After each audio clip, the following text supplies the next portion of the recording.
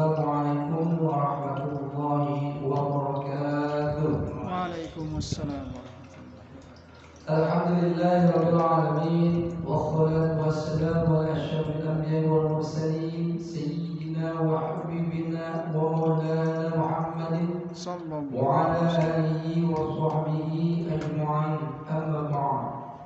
Bersyukur alhamdulillah senantiasa kita panjatkan kehadirat Allah Subhanahu wa taala atas berbagai macam nikmat, terutama nikmat iman dan Islam, nikmat sehat walafiat, nikmat panjang umur, juga nikmat kesempatan, sehingga pada pagi hari ini kita masih melangkahkan kaki kita ke mushola al-ikhlas menunaikan kewajiban kita yang sudah kita laksanakan untuk sholat subuh secara berjamaah dan akan kita lanjutkan dengan kajian.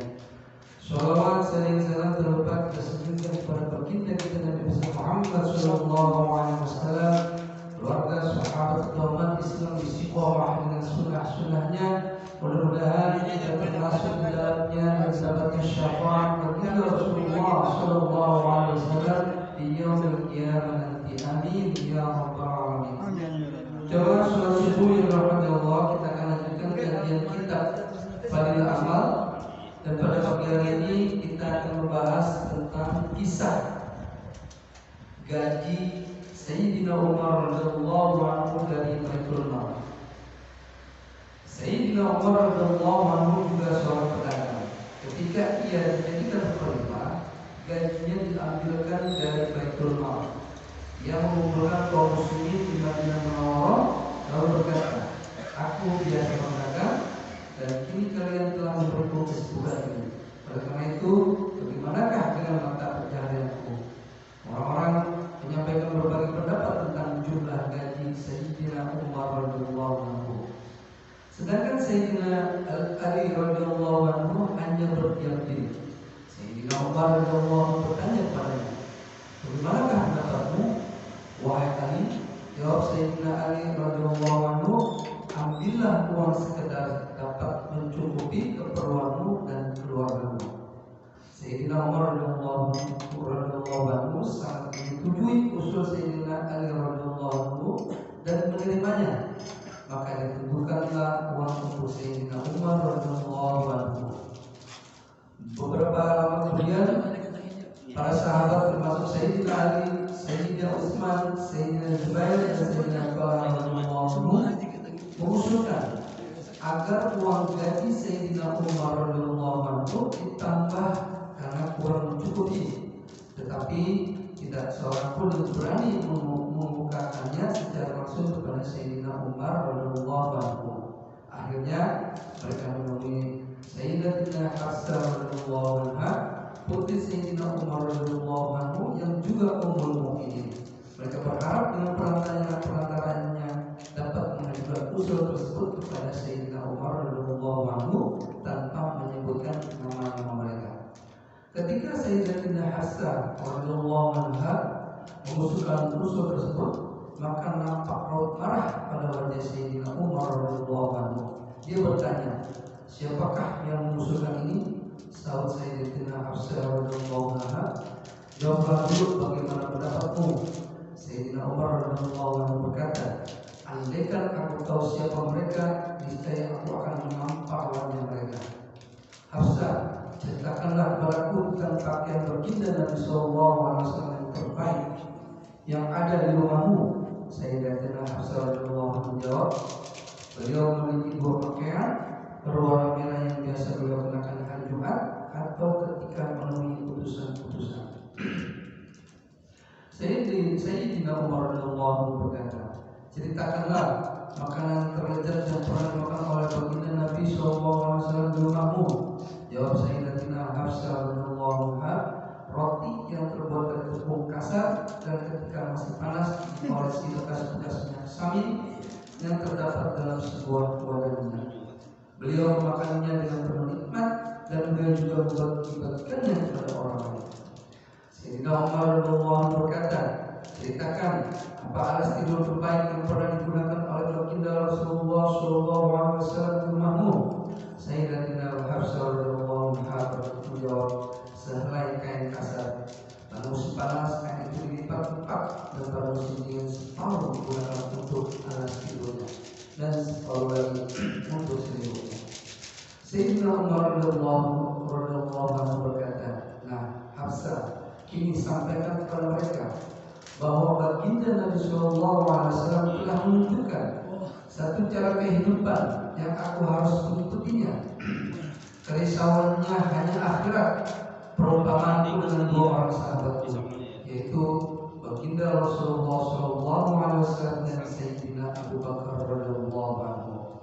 Seperti tiga orang yang sedang melalui jalan, orang yang pertama telah pergi dengan pembekalannya dan telah sampai ke tempat tujuannya. Demikian juga orang yang kedua, ia telah mengikuti jalan orang yang pertama sehingga ia pun telah sampai ke tempat tujuan. Orang yang ketiga, kini ia baru memulai perjalanannya.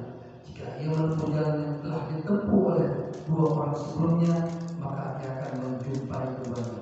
Jika ia tidak menempuh jalan orang-orang yang mendahulunya, tentu ia tidak mungkin bertemu dengan mereka selamanya. Inilah contoh kehidupan seorang yang sangat ditakuti oleh para raja saat itu. Namun ia menjalani kehidupannya dengan zuhud. Suatu hari dia berkhutbah di depan para sahabatnya dengan menggunakan kain sarung dengan 12 tambalan. Salah satunya ditambal dengan kulit. Suatu ketika ia terlambat datang ke masjid untuk menunaikan sholat Jumat. Ia berkata kepada jamaah, "Maafkan, aku terlambat karena harus mencuci pakaianku terlebih dahulu. Aku tidak memiliki baju lain untuk dipakai." Pernah terjadi juga suatu ketika Sayyidina Umar radhiyallahu anhu sedang menikmati makanannya, lalu datanglah pelayan yang memberitahu bahwa Sayyidina Utbah bin Abi Waqqas radhiyallahu anhu ingin menemuinya.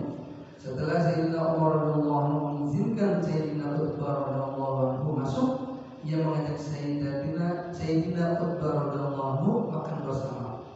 Sayyidina Utbah radhiyallahu anhu pun menerima tawaran, tetapi roti yang dihidangkannya adalah roti tebal dan keras sehingga sulit ditelan.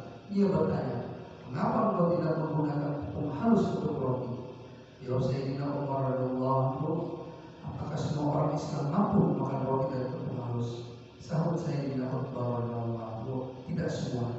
Sayyidina Umar radhiyallahu anhu berkata, "Tampaknya kamu ingin agar aku menghabiskan kelezatan hidupku hanya di dunia ini sehingga aku tidak dapat bagian dari akhirat." Kisah-kisah seperti ini bukan hanya berjumlah ratusan atau ribuan, tetapi ratusan ribu. Hingga umat Islam sudah tentu tidak bisa mencontoh kehidupan mereka karena tidak memiliki kemampuan baik dari segi lahiriah maupun batinnya. Oleh karena itu, pada zaman sekarang ini para ahli tasawuf tidak mengizinkan bermuhajadah seperti itu karena hal itu dapat semakin melemahkan diri kita yang memang sejak awal lemah. Sedangkan para sahabat radhiyallahu anhum telah diberi kekuatan yang istimewa oleh Allah Subhanahu wa taala. Yang penting kita memiliki keinginan dan cita-cita untuk mengikuti langkah mereka.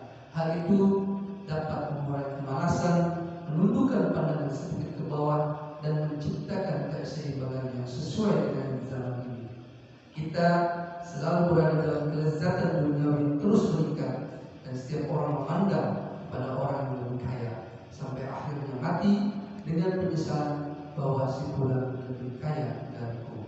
Alhamdulillah, telah kita baca tentang kisah gaji Sayyidina Umar radhiyallahu anhu dari Baitul Mal.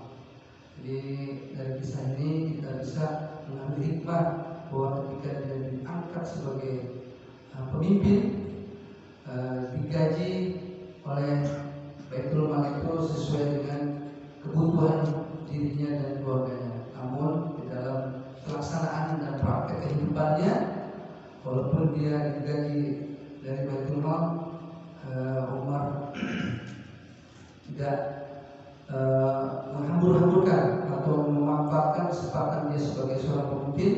Bahkan dia mencontoh baginda Rasulullah SAW ketika dia berdialog dengan Sayyidatina Hafsah radhiyallahu anha tentang bagaimana kehidupan Rasulullah SAW. Di sini dijelaskan ada 3 hal ketika ditanyakan pakaian. Rasulullah hanya punya 2 pakaian. Kemudian ditanya